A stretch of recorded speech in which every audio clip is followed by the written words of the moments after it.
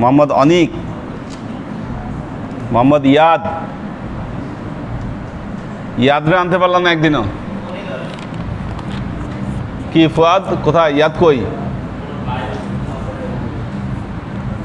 তো সবাই মিলে গিয়ে ধরো একদিন ওরে।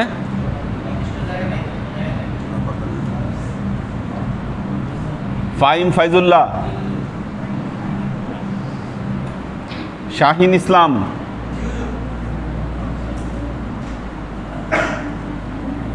পিয়াস, দেলোয়ার, মারুফ, ইরফান, রাইয়ান, মিজানুর রহমান, সোহেল মেটাল, ইসমাইল হোসেন সুমন, ওয়াসিফ জনি, রৌনক, সুলাইমান রাজি, অমিত, 1 2 3 4 5 6 7 8 9 10 11 12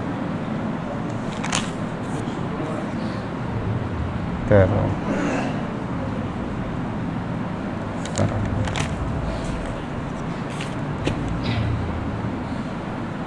মুস্তাহিদ নূর মাহিন, ফখরুল ইসলাম সাইম, আশরাফুল আনাম নাইম,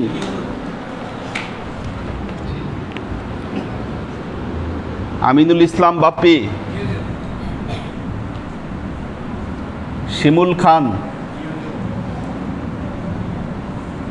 মনিরুজ্জামান,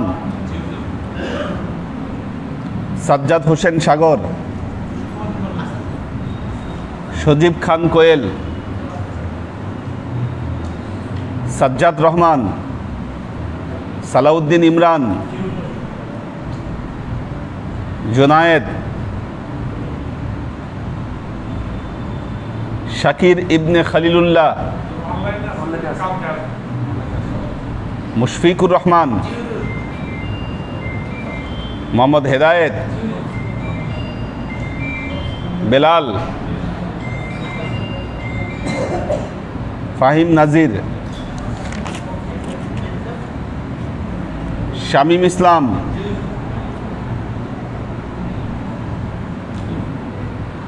আচ্ছা, আনিসুর রহমান, রোহান মজুমদার, ইত্তেহাদুল আজমাইন।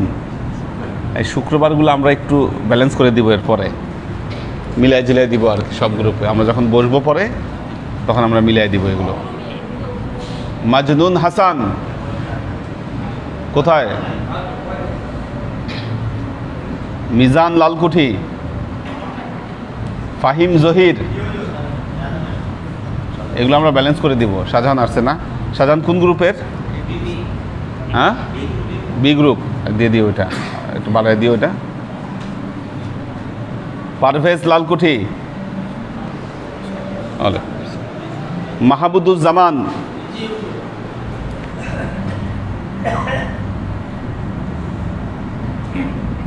মোহাম্মদ রানা,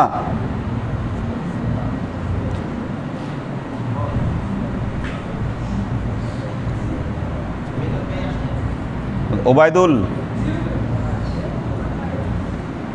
আসাদুজ্জামান শিমুল, আব্দুল মুত্তালিব,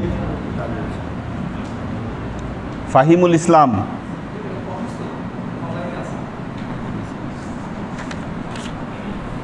নূর মোহাম্মদ সিফাত, বেলালও আসছে। বেলাল কোন গ্রুপে? এই গ্রুপ না? আচ্ছা, 1 2 3 4 5 5 6 7 8 9 10 11 12 13। আজকে সব গ্রুপেরই উপস্থিতি ভালো। এই যে দিয়ে দিতে হবে এদের, একে হানিফ রনি বক্তব্য রাখেন।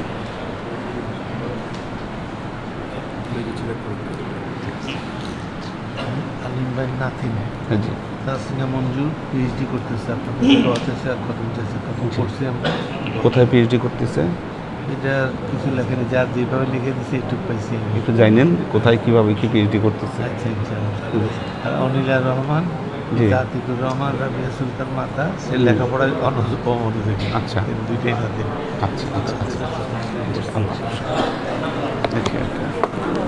আল্লাহু আকবার আল্লাহু আকবার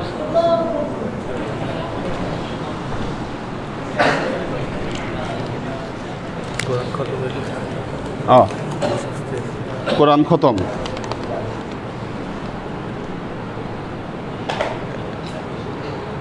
এখানে যারা বৈশাখ পড়ছে তাদের আচ্ছা এই যে বৈশাখ যে পড়ছে এটা তো যারা আছে সমস্যা নাই এটা যারা বৈশাখ পড়ছে পড়বে কয় পারা হয়েছে 13 না কত পড়া 1 2 3 4 5 6 7 8 9 10 বৃহস্পতিবারে মাহিন কাছে এই হিসাবটা রাখবে আজকে এই জিম গ্রুপের কয়জন পড়ছে এ গ্রুপের কয়জন বি গ্রুপের কয়জন আর সি গ্রুপের কয়জন জিমের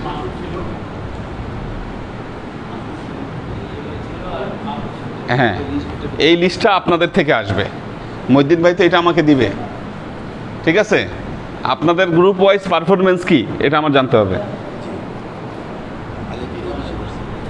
ঠিক আছে আজকে তো দায়িত্ব আপনাদের তো এই দায়িত্ব কে কি পালন করলেন ঠিক আছে যেমন এ গ্রুপের গ্রুপ লিডার বলতেছে পড়ছি ঠিক আছে আর বাকি যারা গ্রুপ লিডার আছে তারা কি করছেন কি তোমার গ্রুপে কি কে পড়ছে তো তুমি কি করছো তুমি পড়ো নাই কেন হ্যাঁ বৃহস্পতিবার তাড়াতাড়ি আসবা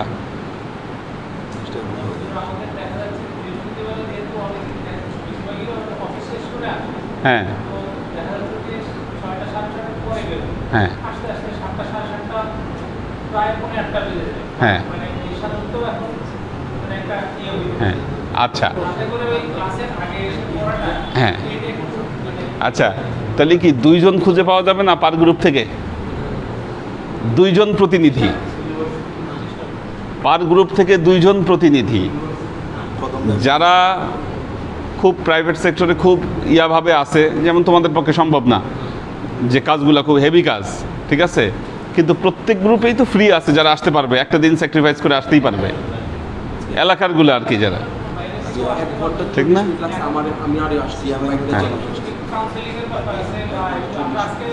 হ্যাঁ এটা বসতে হবে বসলেই হয়ে যাবে হ্যাঁ আপনি আমাকে টোটালটা দিবেন ওদের পার গ্রুপ থেকে দিবে আমাকে কোন গ্রুপের কে পড়লো ওরা গ্রুপ ওয়াইজ দিয়ে দিবে গ্রুপ ওয়াইজ দিবে রাইট রাইট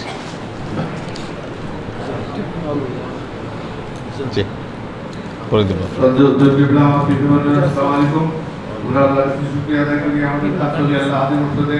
আইনা দিচ্ছে ওগুলো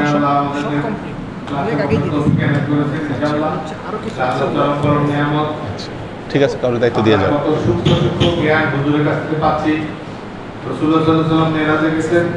আল্লাহ দেখা পান নাই আমাদের সাথে বিচার হয় নাই এটা নিয়ে যে অস্থির কেন দেখা পায় নাই কেন দিতে পারে এটা সম্ভব না মানুষের মানবীয় শরীর দিয়ে আল্লাহকে দেখা এটা সম্ভব না যেটা মুসা আলাইহিস সালাম বলেছেন তখন বললাম যে মুসা আলাইহিস সালাম বলছে যে মানবীয় গুণ সম্পন্ন ছিল বলে কিন্তু রাসূলুল্লাহ সাল্লাল্লাহু আলাইহি ওয়াসাল্লাম তো আল্লাহর গুণাতে গুণান্বিত হয়ে গেছেন রাসূলুল্লাহ সাল্লাল্লাহু আলাইহি ওয়াসাল্লাম সাফ হয়েছে সিনা সাফ হয়েছে এটা কি আদর হয়েছে এরকম এই যে আল্লাহর কাছে দেখা পায় নাই কই এই যে ইহুদিরা শিখেছে ওইটাই শিখতেছে কিন্তু না দেখা পাইলে আপনার যাওয়ার জন্য কি দরকার ছিল জিবরাইল আলাইহিস সালামের দেখা করার জন্য জিবরাইল আলাইহিস সালাম তো এখানেই আসে প্রত্যেকদিন আল্লাহ রাসূলের বাসায় আসে আল্লাহ রাসূলের কাছে বসে ওখানে কথাবার্তা বলে সব তো ওনারা বিশেষ দিনক্ষণ ঠিক করে এইভাবে বড়াকের মাধ্যমে অত দূর যায় ওইখানে ওনার সাথে দেখা করার কি দরকার এই যে সিম্পল লজিক সিম্পল জ্ঞান সূক্ষ্ম জ্ঞান এটা তাদের ব্রেনে ঢুকে না মাথায় ঢুকে না অথচ আমাদের ওলি আল্লাহ হাদিম মুর্শিদ সুরের মাধ্যম থেকে একটু সুন্দরভাবে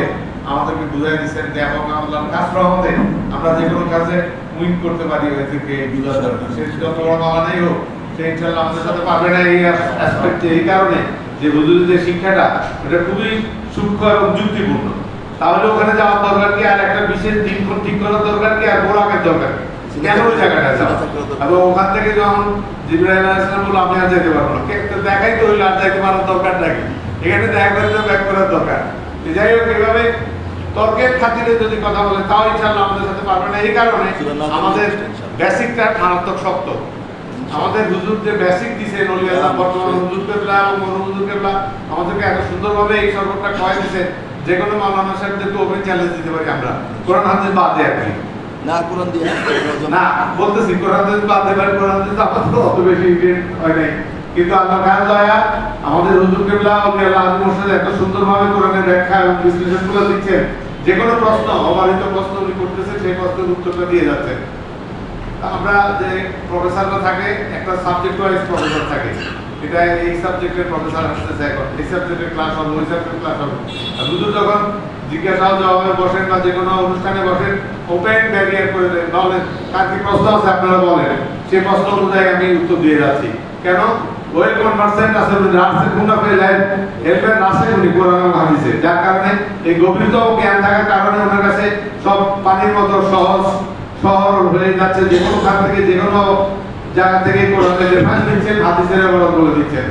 আর সেটা আমরা শোনার পর যেটুকুই আল্লাহ আমাদেরকে দয়া করতেছেন মনে রাখতে পারতেছি বা বুঝতে পারতেছি, সেটুকুই আল্লাহর খাস রহমতে বাড়ির মানুষের কাছে সাংঘাতিক ব্যাপার, কঠিন ব্যাপার। তো যাই হোক, আমরা যেটা বলতেছিলাম যে ক্লাসের যে গুরুত্বটা, এই গুরুত্বের মাধ্যমে এইটুকু অনুভব হবে, আপনি যেখানে কোনো প্রশ্নের সম্মুখীন হন আপনি সুন্দরভাবে সেই প্রশ্নের উত্তর দিতে পারবেন যদি ক্লাস আপনি ঠিক মতো থাকে। ক্লাস তখন আপনাকে সাপোর্ট দিবে যে ওই ক্লাসেতে এই আলাপ হয়েছিল, হ্যাঁ এই দিতে হয়েছিল, এই কথাটা তখন উত্তর দিতে পারবেন। তো এই জন্য ক্লাসের গুরুত্ব মারাত্মক। আমরা যে কোনো মূল্যে ক্লাসটা ধরে রাখবো, কারণ ইয়ং ব্যাচরা ক্লাসটা ধরতে ধরতে তারা পাকতে থাকবে। তারা এখন ইয়ং আছে, কাদামাটি নরম আছে, যেভাবে ক্লাস করে হুজুর কাছে যেই শুনবে তাদের ব্রেনে অনেক জায়গা খালি। আমরা যারা বয়স হয়ে গেছে আমাদের ব্রেনে অনেক কিছু দুনিয়াদারি ঢুকে, সরকারের লজিক ঢুকে ব্রেন আউট হয়ে গেছে, মানে ব্রেনে আর জায়গা নেই। 18 মাইক্রন ব্রেনের জায়গা খরচ করতে পারে না একটা মানুষ সারা জীবনে 100%-এর মধ্যে। তো আর আমাদের 99%-ই বন্ধ হয়ে গেছে কিসে দিয়ে? দুনিয়া দিয়ে আলাপ আলোচনা, কথাবার্তা, জ্ঞান বাদ এই সেই নিয়ে আমাদের ব্রেন নাই। ইয়ংদের ব্রেনটা এখন খালি আছে। বাচ্চারা কেন তাড়াতাড়ি মোবাইল শিখতে পারে? কারণটা তাদের ব্রেন খালি। দেখে ডাব্লিউ কোথায় লিখতে হয়। আমার নাতি আছে, আমি যদি বলি এবিসিডি বলো, সে হাত দিয়ে একটা একটা দেখাই দিতে থাকে, মুখে না বলতে পারলেও। তো আমরা সেরকম একজন আল্লাহ মুর্শিদ পাইছি, এটা চরম বড় আমাদের নিয়ামত। আল্লাহ কাছে অন্তরন্তস্থ শুকরিয়া আদায় করি। আল্লাহ মুর্শিদের খেদমত আমরা করতে করতে মুসলমান হিসেবে গড়ে দিতে পারি। এই দোয়া চাই দিন। আজকে কার বক্তব্য দেওয়ার কথা?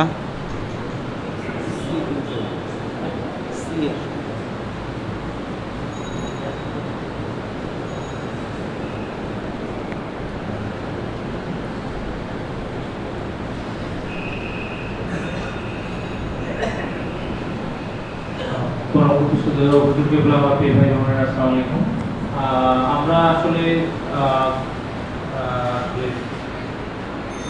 একটা সময় আছি, আমরা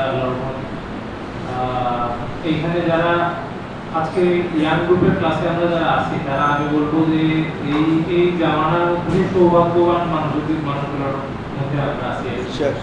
তো কারণ হলো আমরা যে হুজুর কেবলার সহবত এই বয়সে আমরা পাচ্ছি, এইটা এবং আমাদের সবচেয়ে বড় স্ট্রেংথ যেটা, সেটা হলো যে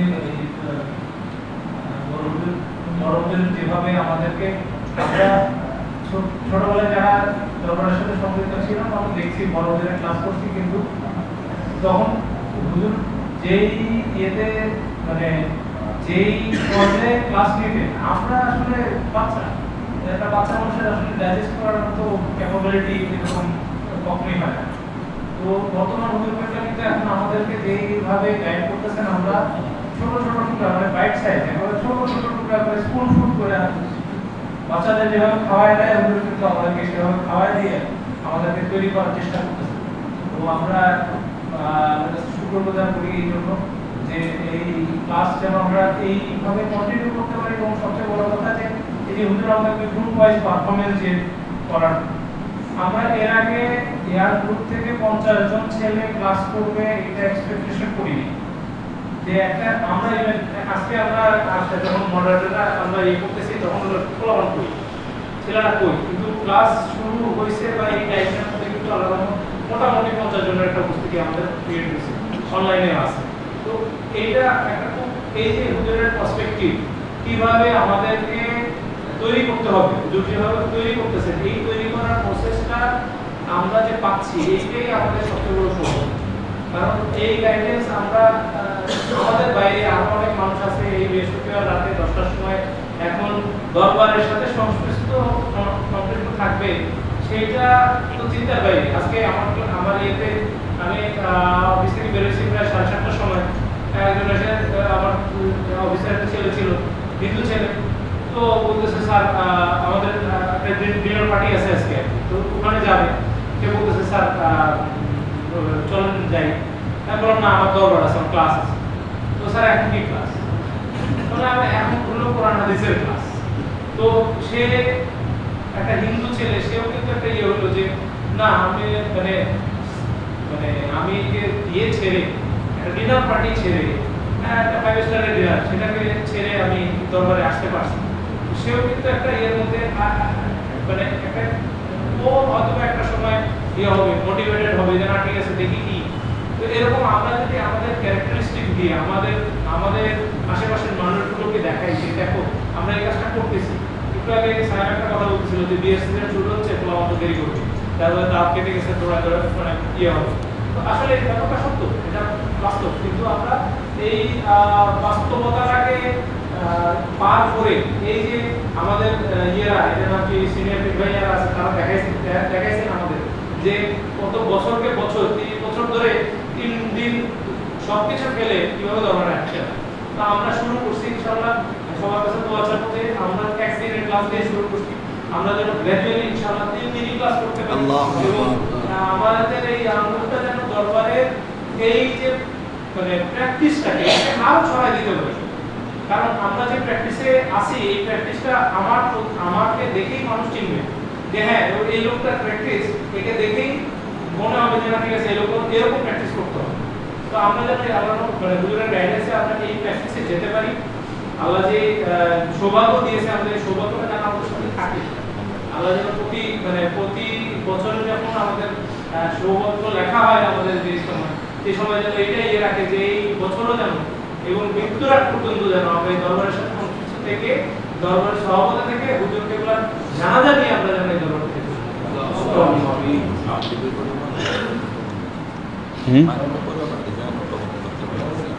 জ্যাম অনেক, রাস্তায় অনেক জ্যাম।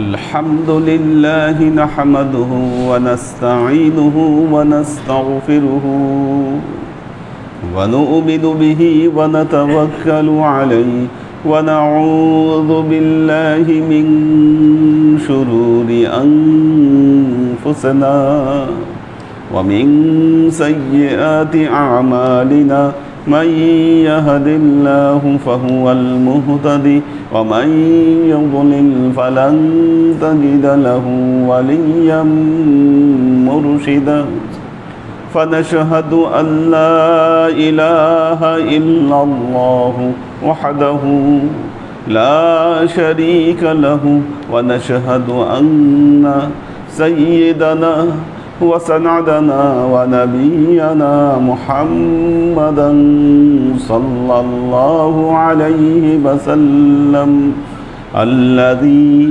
أرسله الله بالحق بشيرا ونذيرا وداعيا إلى الله بإذنه وسراجا منيرا. وقال الله تعالى في كلامه المجيد وفرقانه الحميد ما كان محمد أبا أحد من رجالكم ولكن رسول الله وخاتم النبيين وكان الله بكل شيء عليما. إن الله وملائكته يصلون على النبي يا أيها الذين آمنوا صلوا عليه وسلموا تسليما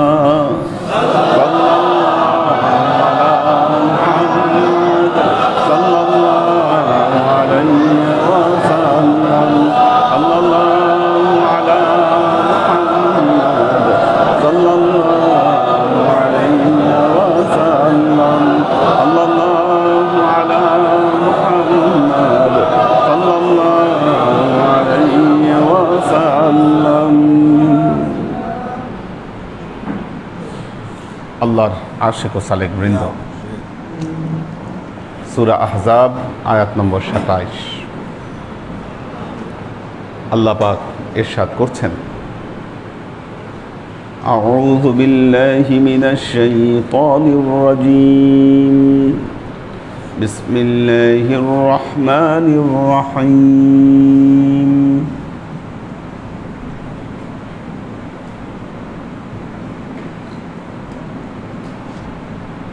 আচ্ছা, এই মেয়েদের মধ্যে কে জানি খুব কথা বলতেছে, ঠিক আছে?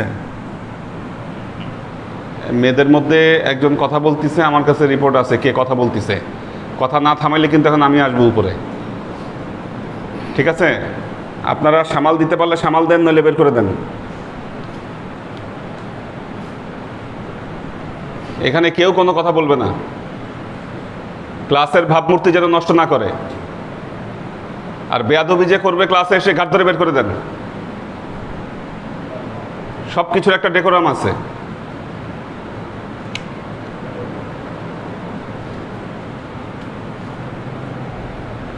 অবস্থা যদি ঠিক না হয় আমাকে জানান এখানে এসে।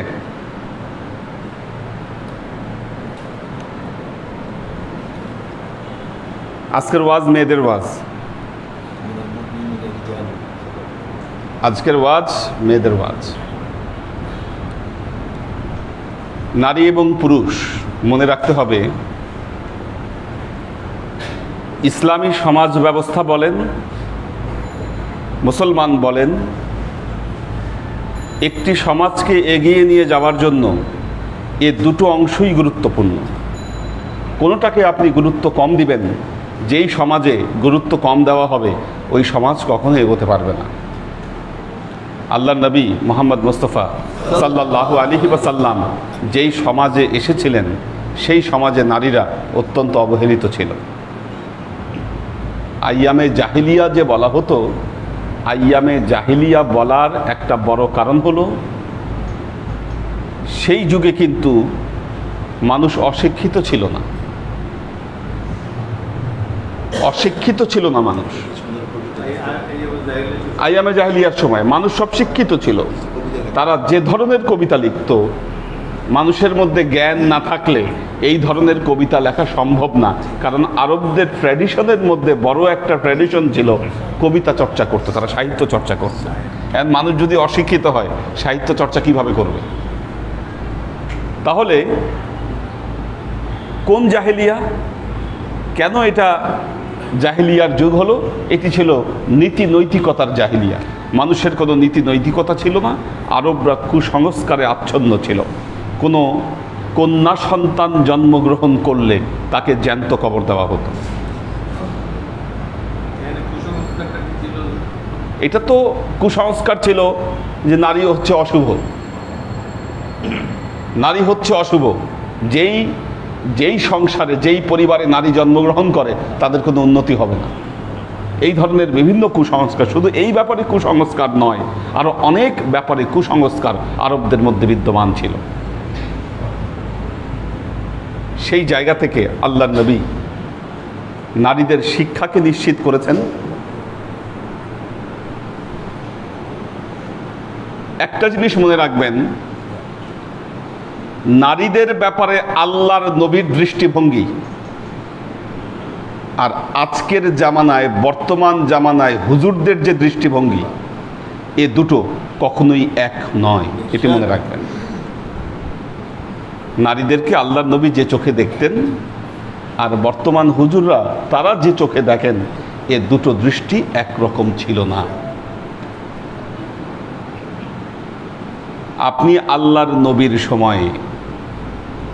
নবীর সময়ের নারী যারা ছিলেন, যদি বিদুইশী নারীর কথা আপনি চিন্তা করেন, মা ফাতেমাতুজ জাহরা, মা আয়েশা রাদিয়াল্লাহু তাআলা আনহা, কি এনাদের নাম হচ্ছে উল্লেখযোগ্য।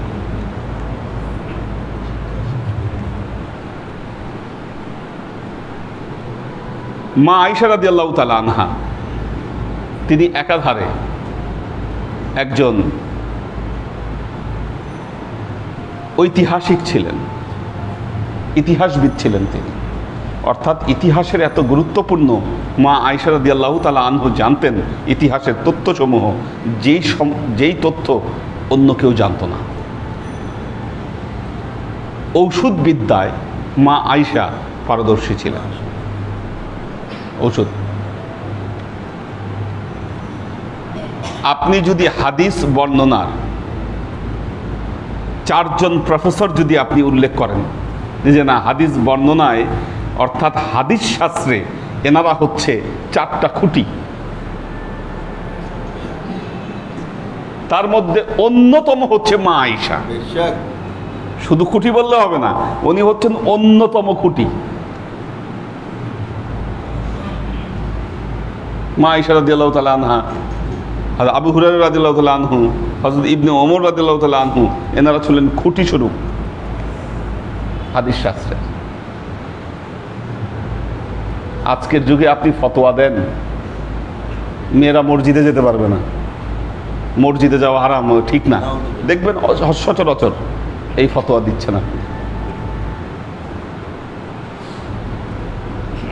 যদি অবস্থা তাই হবে, মা আয়েশা রাদিয়াল্লাহু তাআলা আনহার থেকে এতজন সাহাবী কিভাবে হাদিস বর্ণনা করলেন? কি মা আয়েশার কাছে আসতেন, মা আয়েশা তাদেরকে হাদিস শাস্ত্র শিক্ষা দিতেন, মা আয়েশার কাছে বসে তারা সেই হাদিসগুলোকে তারা শিক্ষা করেছেন। তাহলে আপনি কি এই যুগের নারী, এই যুগে সোজা কথা হচ্ছে যে যারা আলেম বৃন্দ যারা, তারা নারীদেরকে যে চোখে দেখছেন, আল্লাহ নবীর যুগে কি নারীদের এই চিত্র ছিল? তাহলে মা আয়েশা এই কাজগুলো কিভাবে তিনি সমাধা করলেন?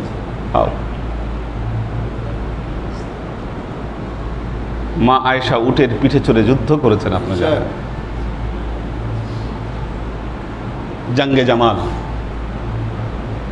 জাঙ্গে জামালে মা আয়েশা অংশগ্রহণ করেছেন। তাহলে ওই যুগের নারীদের এম্পাওয়ারমেন্টটা কীরকম ছিল আপনি চিন্তা করে দেখেন। যুদ্ধে নেতৃত্ব দিয়েছেন মা আয়েশা। তো এইভাবে শত নারীদের দৃষ্টান্ত দেওয়া যাবে। বিশেষ করে মুসলমান সমাজে একটি জিনিস মনে রাখবেন, মুসলিম সমাজে নারীদের যে এম্পাওয়ারমেন্ট ছিল, যেটা অন্য কোনো যুগে অন্য কোনো সমাজে এটি পাওয়া যায় না। ভারতবর্ষের ইতিহাসে সুলতানা রাজিয়ার নাম কি স্বর্ণাক্ষরে লেখা থাকবে? সুলতানা রাজিয়া। মুসলিম শাসন এখানে প্রতিষ্ঠা না হলে সুলতানা রাজিয়া হতো না, নূরজাহান বেগম হতো না। হ্যাঁ, নূরজাহান হতো না।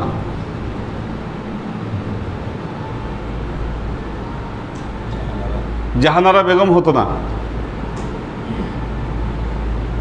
জাহানারা বেগম হতো না। এভাবে মুসলিম সমাজের প্রতিটা জায়গায়, প্রতিটা পর্যায়ে পর্যায়ে এরকম অনেক বিদুষী নারীর নাম নিয়ে আসা যাবে, যারা সমাজে, শিক্ষাক্ষেত্রে এবং ইতিহাসে গুরুত্বপূর্ণ অবদান তারা রেখেছে। অসংখ্য বর্ণনা দেওয়া যায়।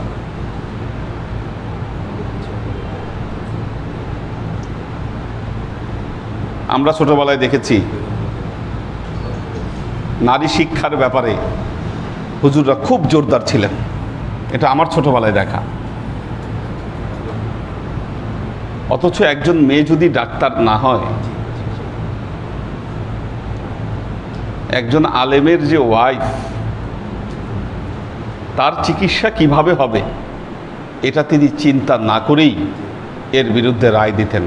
বাংলাদেশের বহু নারী, মুসলিম ধার্মিক পরিবারের বহু নারী আছে যারা একসময় বিনা চিকিৎসায় মৃত্যুবরণ করেছে, অসুস্থ হয়েছে, পুরুষ ডাক্তারও দেখতে দেয়নি, মেয়ে ডাক্তারও ছিল না, তাদের চিকিৎসা হয়নি, তারা মারা গিয়েছে।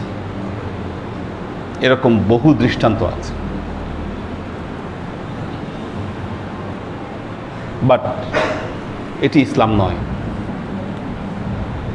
এটি ইসলাম নয়। ইসলামী সমাজে যুগে যুগে নারী পুরুষ উভয়ই গুরুত্বপূর্ণ অবদান রেখেছে এবং পবিত্র কোরআন যার সাক্ষী।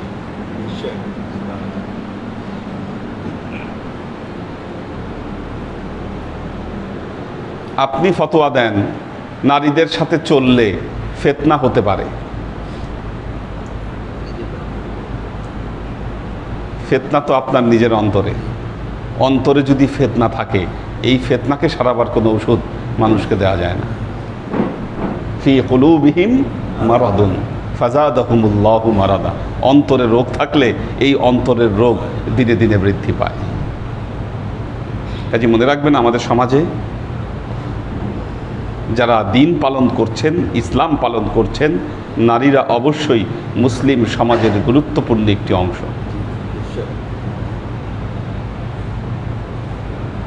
আমাদের বিশ্ববিদ্যালয়ে শেষ যে ভর্তি পরীক্ষা গেল,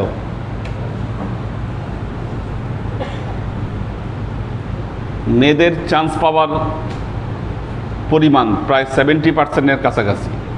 চিন্তা করতে পারেন,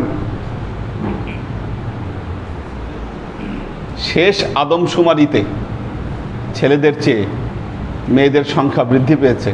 আপনারা জানেন, এটি আল্লাহ নবীর ভবিষ্যৎবাণী। ছেলেদের চেয়ে মেয়েদের সংখ্যা বৃদ্ধি পেয়েছে। হ্যাঁ, হয়তো প্রকৃত হিসাবের চেয়ে বেশি। এখনো যদি এখানে কাউন্ট করেন, আপনাদের এই জায়গার চেয়ে মেয়েদের পরিমাণ বেশি আসবে। এটা বিশ্বাস করেন? আপনি যদি মাথা গুনেন, আপনারা এখানে যা আছেন তার চেয়ে আপনাদের উপরে যারা আছে তাদের পরিমাণটা বেশি। বাস্তবতা, আমাদেরকে এটা চিন্তা করতে হবে, চিন্তা করতে হবে আমাদেরকে। এই জন্য মেয়েদেরকে অবহেলা করা যাবে না। তারা আমাদের গুরুত্বপূর্ণ অংশ, এটি মনে রাখতে হবে। আল্লাহ তার নবীকে নির্দেশ দিচ্ছেন। দেখেন নির্দেশটা কি, কত মারাত্মক নির্দেশ। আল্লাহ বলছেন, ইয়া আইয়ুহান নাবিয়্যু কুল লিআজওয়াজিক, ইয়া আইয়ুহান নবী, ইয়া হে আইয়ুহান নবী, হে নবী, কুল আপনি বলে দিন, লিআজওয়াজিকা আপনি আপনার স্ত্রীদেরকে বলে দিন। হে নবী, আপনি আপনার স্ত্রীগণকে আপনি বলে দিন। নির্দেশ দিচ্ছেন কে? কাকে দিলেন? নবীকে দিলেন। নির্দেশটা কি ছিল? আপনার স্ত্রীদেরকে আপনি এই তথ্য দিয়ে দিন, ইন কুনতুন্না তুরিদনাল হায়াতাদ দুনিয়া ওয়া যিনাতাহা। ইন যদি, কুনতুন্না তোমরা যদি হয়ে থাকো, তোমরা যদি চেয়ে থাকো কি? তুরিদনাল হায়াতাদ দুনিয়া, তোমরা যদি দুনিয়ার জিন্দেগিকে তোমরা যদি কামনা করে থাকো, ওয়া যিনাতাহা এবং দুনিয়াবি জিন্দেগির যে রং তামাশা, যে সৌন্দর্য, এটাকে যদি জৌলুস, এইটাকে যদি তোমরা কামনা করে থাকো, ফাতাআলাইনা তাহলে তোমরা আসো, তাহলে তোমরা আসো। কেন আসবা? উমাত্তিউকুন্না, আমি তোমাদের মোহর আদায় করে দেই, ওয়া উসাররিহুকুন্না সারাহান জামিলা, আর তোমাদেরকে খুব সুন্দরভাবে আমি তালাক দিয়ে দেই। হে নবী, আপনি বলুন আপনার স্ত্রীদেরকে, যদি তারা দুনিয়া এবং দুনিয়ার যে জৌলুস এটাকে যদি তারা কামনা করে, তাহলে তাদেরকে বলেন যে তোমরা আসো, তোমাদের দেনমোহর আমি দিয়ে দেই, আর তোমাদের সাথে সুন্দরভাবে আমি বিচ্ছেদ তৈরি করে নেই।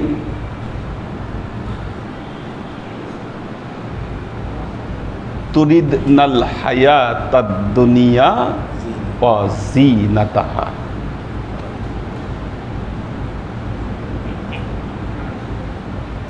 হায়াতে জিন্দিগি আর কি জিনাত। জিনাত মানে কি? জিনাত মানে চাকচিক্য, সৌন্দর্য। সৌন্দর্য দেখুন,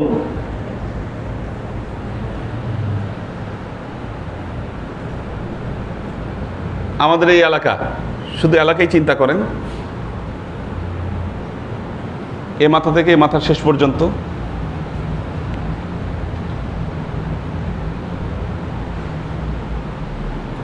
কেউ জান্নাতে যাবে, কেউ জাহান্নামে যাবে, কোনো সন্দেহ আছে? জি না।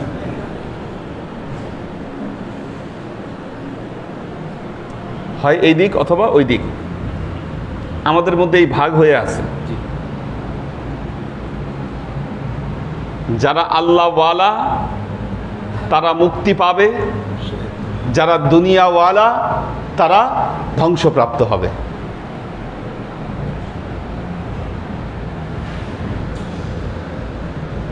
তো আল্লাহওয়ালা হওয়ার অর্থ কি আর দুনিয়াওয়ালা হওয়ার অর্থ কি?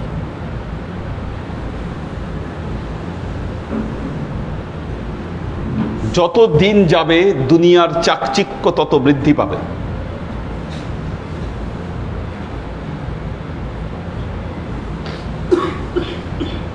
হযরত আদম আলাইহিস সালামের যুগের একজন মানুষকে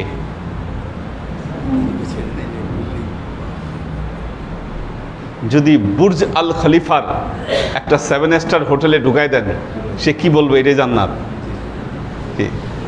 চিন্তা করতে পারে যে না, আমি জান্নাতে চলে আসি।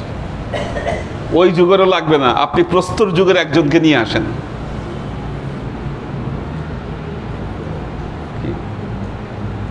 আমাদের এইখানে এয়ার কন্ডিশন না, সুইচ দিলেই সুন্দর বাতাস বের হচ্ছে, ঠান্ডা বাতাস এয়ার কন্ডিশনের। মুঘল বাদশারা এই ঠান্ডা বাতাস খাওয়ার জন্য তাদেরকে কি কষ্ট করতে হয়েছে আপনি চিন্তা করতে পারেন? মোগলদের সব প্যালেসের নিচ দিয়ে টানেল টানা হয়েছে, সেখানে ঠান্ডা পানি দিয়ে রাখতো। এই ঠান্ডা পানির কারণে প্রাসাদ ঠান্ডা থাকতো। এটার পেছনে কত শ্রম, কত লোক শ্রম ব্যয় করেছে। আর সাধারণ মানুষের পক্ষে এই ঠান্ডা ফিলিংস নেওয়া এটা তো সম্ভবই ছিল না। কি এখন তো মানুষের ঘরে ঘরে এয়ার কন্ডিশন। তার মানে কি, এই যে জিনাতাল হায়াতাদ দুনিয়া, এটা কিন্তু দিনে দিনে বৃদ্ধি পাচ্ছে। হ্যাঁ, একটা জিনিস দেখুন, কালকে একটা টেলিভিশনে অনুষ্ঠান ছিল, এটা দেখায়নি এখনো, রেকর্ডিং হয়েছে 21শে টেলিভিশনে, যে কোনো শুক্রবার হয়তো দেখাবে, যে দুনিয়ার সুখ সৌন্দর্য এবং ইসলাম কি বলে। তার মানে কি এই যে না, দুনিয়ার যে এই যে জিনাতাল হায়াতাদ দুনিয়া, তার মানে কি আপনি দুনিয়ার কোনো কিছু আপনি গ্রহণ করতে পারবেন না, বিষয়টা কি এরকম? এরকম নয়। তার কারণ হলো হাদিসের বর্ণনায় এসেছে, আল্লাহর নবী একদিন বাইরে আসলেন, আল্লাহর নবীর গায়ে একটি চাদর শোভা পাচ্ছিল, যেই চাদরের দাম ছিল প্রায় 1000 দিরহাম ওই সময়ে। চিন্তা করে দেখেন কি পরিমাণ, দ্যাট ওয়াজ সো এক্সপেন্সিভ। ইমাম আবু হানিফা রহমতুল্লাহ আলাইহি তিনি সবসময় দামি এবং চাকচিক্য কাপড় তিনি পরিধান করতেন, এই জন্য অনেকে তার সমালোচনাও করেছেন। ইমাম আবু হানিফা রহমতুল্লাহ আলাইহি কিন্তু সেই জন্য কি বলবেন যে ইমাম আবু হানিফা রহমতুল্লাহ আলাইহি দুনিয়াদার ছিল? ইম্পসিবল। তিনি ইমামে আজম, পুরো জগৎ সাক্ষী দেবে যে না তিনি আল্লাহওয়ালা ছিলেন।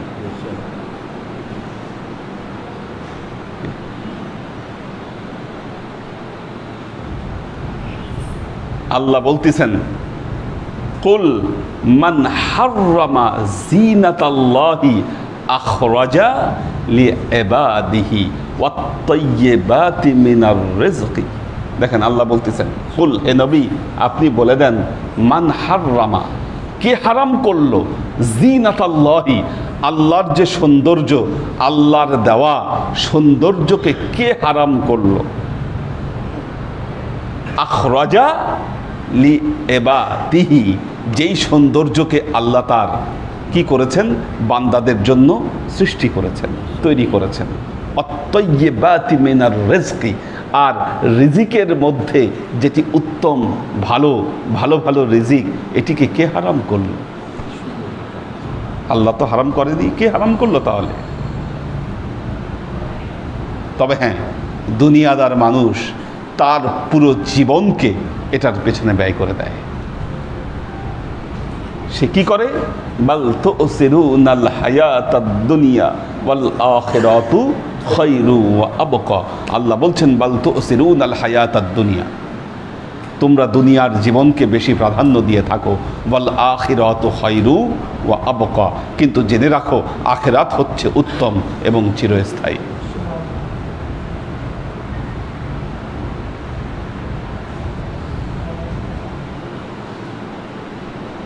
নারীদেরকে কেন বললেন এই কথা? দুনিয়ার শোক সৌন্দর্যের পেছনে নারীদের মন বেশি আকৃষ্ট হয়।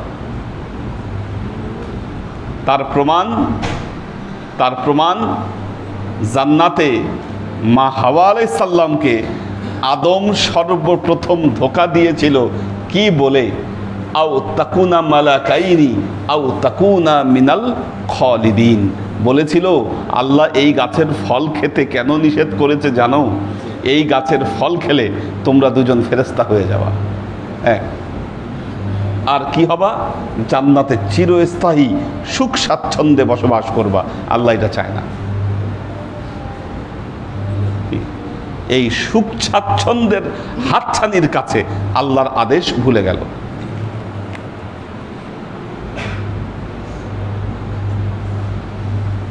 ইমানদারদের কাছে দেখেন আল্লাহ দুনিয়াও দেয়, আখিরাতও তার সামনে উপস্থাপন করে। আল্লাহ দুটো দিবে আপনার সামনে। যখন আপনি বেঈমান হবেন, আল্লাহর কথা ভুলে গিয়ে আপনি দুনিয়াকে গ্রহণ করবেন, আর যিনি সত্যিকার অর্থে আল্লাহর বান্দা, আল্লাহকে স্মরণ রেখে সে দুনিয়াকে গ্রহণ করবে।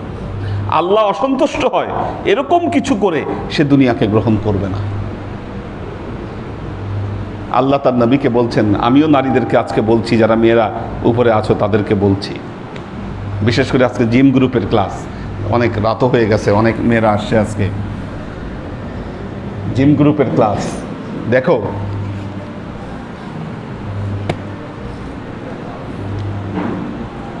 আল্লাহ মেয়েদেরকে বলেছেন তোমরা তোমাদের সৌন্দর্যকে প্রকাশ করবে না। ওয়ালা ইউবদিনা জিনাতাহুন্না ইল্লা মা যাহারা মিনহা, তোমরা তোমাদের সৌন্দর্যকে তোমরা প্রকাশ করবে না। আমার বিশ্বাস এই যে বিয়ের অনুষ্ঠান হচ্ছে, সেজেগুজে সবাই আসছে মেয়েরা, এখন যেই সমস্ত মেয়েরা পর্দা করে, হয়তো এরকম অনুষ্ঠানে গেলে তাদের মনে এরকম একটা আফসোস আসতে পারে, দূর আমি পর্দা করি বলে এত স্টাইল আমি করতে পারি না, পর্দা না করলে আমি তো কি আরও কত স্টাইল করতে পারতাম, সেজে গুজে যেতে পারতাম। এই যে আফসোস। আবার যখন এগুলো দেখে যে পর্দা করতে হয়তো, বা যে নারী আল্লাহকে ভয় করত, 2 দিন পর সে হয়তো সেই ভয়কে উপেক্ষা করে কি এই যে গড্ডালিকা প্রবাহে সে গা ভাসিয়ে দিল। আল্লাহ তার নবীকে নির্দেশ দিচ্ছেন, হে নবী আপনি আপনার স্ত্রীদেরকে সতর্ক করে দেন এই যে দুনিয়া এবং এর যে সৌন্দর্যের হাতছানি, এগুলো যেন তাদেরকে গ্রাস না করে। বুঝছেন কি না? দুনিয়া যদি আপনাকে গ্রাস করে, আপনি বেঈমান।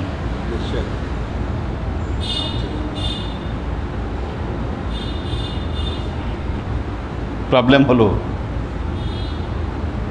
আমরা যখন দুনিয়ায় বিচরণ করি, দুনিয়া আমাদেরকে গ্রাস করে ফেলে, আমরা দুনিয়া পাইতে গিয়ে আল্লাহকে ভুলে যাই। দুনিয়া নিয়ে এমন মত্ত হই, নামাজ পড়ার কথা ভুলে যাই।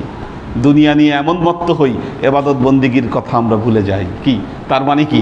যখন এগুলো ঘটবে, মনে রাখবেন দুনিয়া আপনাকে গ্রাস করেছে।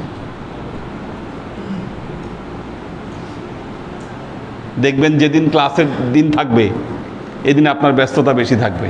যেদিন ক্লাসের দিন থাকবে, ওই দিন আপনার ব্যবসা আরও ভালো হবে।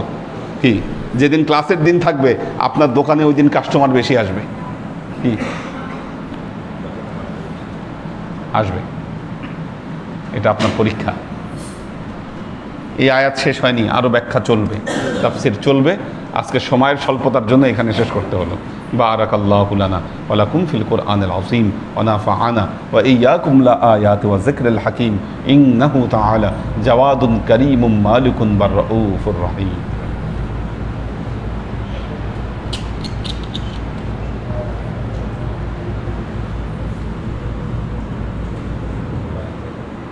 তোহফাল আবিব, কামরুল আনাম, মাহফুজুল হক উজ্জ্বল, সুমন মিয়া, পপিয়ারা জামান সুমি, মোহাম্মদ আল মামুন আসিফ, মোহাম্মদ মিজান, শাহিদ আফ্রিদি, এইচ.কে কনক, আলী আকবর ভাই আছেন, ওবায়দুল ইসলাম, হাবিবা রাথি, আমাদের হাসিফ ভাই আছেন, শোয়েব খান, এইচ.কে হানিফ, আবির আহমেদ কলকাতা থেকে, খাদিজা মেরি, শহীদুল ইসলাম মামুন, নাজিমুদ্দিন ভাইয়ের ফ্যামিলি আছেন, শহীদুল ইসলাম শহীদ, রায়হান জামিল বিন জায়নাল, ফারিজা ফাইরোজ, নুরুল ইসলাম ফরিদপুর ভাই আছেন, মোহাম্মদ দেলোয়ার, শহীদুল ইসলাম মামুন তিনি অসুস্থ আছেন, মনির হোসেন, শাহজাহান মজুমদার, আমাদের আখতারুজ্জামান ভাই আছেন, সৈয়দা আমরিন শরীফ, আনোয়ারা শরীফ, আইরিন সুলতান, শারমিন মজুমদার, মাসুদ কবির, কোরবান আলী, ওয়াসিফ আহমেদ জনি, মাকসুদ ওমর, শাফায়েতুল্লাহ রঞ্জন, মোহাম্মদ আজাদ, আরিফা শেখ,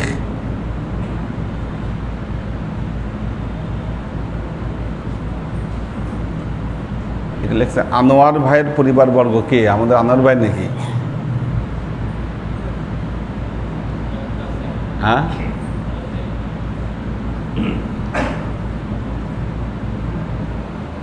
মীর ইব্রাহিম, সৈয়দ ইত্তেহাদুল আজমাইন,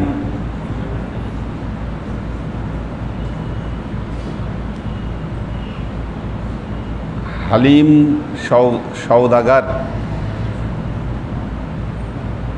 গাজী আলী হোসেন মুম্বাই থেকে, মোহাম্মদ মিজান, ওমর শরীফ, ফারিজা ফাইরোজ। আল্লাহ সবাইকে ভালো রাখুন, সুস্থ রাখুন। আল্লাহুম্মা আমিন। আল্লাহুম্মা সাল্লি আলা মুহাম্মাদ ওয়া আলা আলি মুহাম্মাদ কামা সাল্লাইতা আলা ইব্রাহিম ওয়া আলা আলি ইব্রাহিম ইন্নাকা হামিদুম মাজিদ। আল্লাহুম্মা বারিক আলা মুহাম্মাদ ওয়া আলা আলি মুহাম্মাদ কামা বারাকতা আলা ইব্রাহিম ওয়া আলা আলি ইব্রাহিম ইন্নাকা হামিদুম মাজিদ। রব্বানা ظلمنا أنفسنا وإن لم تغفر لنا وترحمنا لنكونن من الخاسرين. ربنا آتنا في الدنيا حسنة وفي الآخرة حسنة وقنا عذاب النار. ربنا لا تزغ قلوبنا بعد إذ هديتنا وهب لنا من لدنك رحمة إنك أنت الوهاب. اللهم إنك عفو تحب العفو فاعف عني يا غفور الرحيم الودود. سبحان ربك رب العزة عما يا الله يا رحمن يا مالك. আমরা এতক্ষণ তোমার দরবারে যে সমস্ত আমলকে উপস্থাপন করলাম ত্রুটিমুক্তভাবে, এই আমলগুলোকে তুমি আমাদের তরফ থেকে কবুল করো। তুমি আমলের সাজা আমাদের প্রিয় নবী হজরত মোহাম্মদ মুস্তফা সাল্লাল্লাহু সাল্লামের কাছে পৌঁছে দাও। আল্লাহ আমাদের নবীর পরিবারবর্গের কাছে তুমি এর চাচাকে পৌঁছে দাও। এই দুনিয়ার সমস্ত আম্বিয়াই কেরাম, সাহাবাই কেরাম, তবে আইন তবে আইন, ওয়ালি আউলিয়া, গৌস কুতুব, আমাদের মা বাবা, ভাই বোন, আত্মীয় স্বজন, এই দরবার থেকে যত পীর ভাই বোন চলে গেছে সবার রুহে তুমি এর চাচাকে পৌঁছে দাও। তুমি তোমার হাবিবের উসিলায় আমাদের সবাইকে কবুল ক্ষমা করে দাও। আমাদের জীবন থেকে সমস্ত অভাব, অভিযোগ, বালা, মুসিবত, দুঃখ, কষ্ট দূরভূত করে দৃঢ় হস্তে তোমার দ্বীনের খেদমতের তৌফিক তুমি আমাদেরকে দান করো। সুবহান রাব্বিকা রব্বিল ইজ্জাতি আম্মা ইয়াসিফুন, সালামুন আলাল মুরসালিন, ওয়ালহামদুলিল্লাহি রাব্বিল আলামিন। ওয়াজআল আখিরু কালিমাতিনা ইনদাল মাউত লা ইলাহা ইল্লাল্লাহ মুহাম্মাদুর রাসূলুল্লাহ।